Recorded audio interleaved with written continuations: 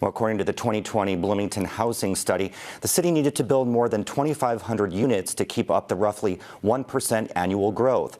But as WTIU reports, some residents worry rapid development detracts from the town's character. More than 5,100 units have been approved for development since 2016, which makes for about 75 separate projects. Standing downtown, looking at new development next to older buildings, the growth is something Jamie Scholl noticed. She thinks the development means Bloomington has already lost some of its character. Rather than looking at the architectural integrity of, say, one building that we have in the middle, the Fleener building here, and it's all brick, but it has character and it shows our history.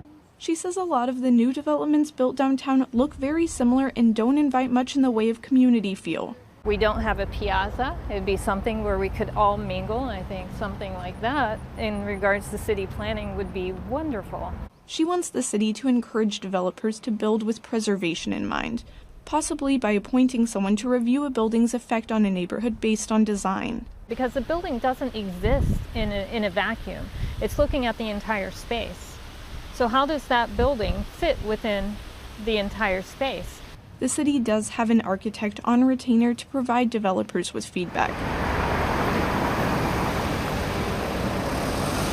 Part of development downtown has been in response to the student population. Since 2011, the headcount at IU Bloomington in the fall has jumped from more than 42,000 students to more than 45,000.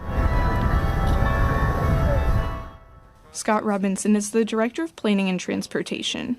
I do know that a lot of people feel like all the new buildings come in, look and feel the same.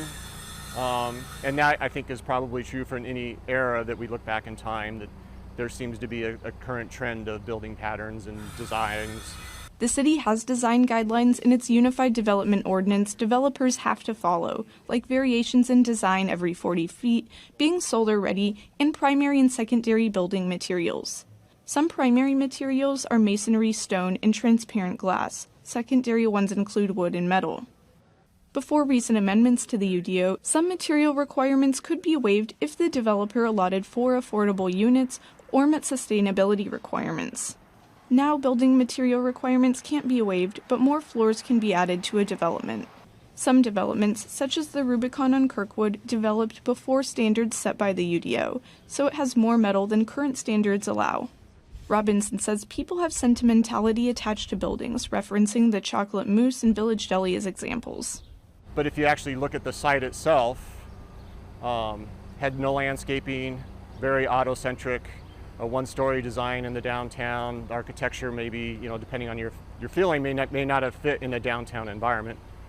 But a lot of people felt like we're losing that character of the community with that new development that came in there.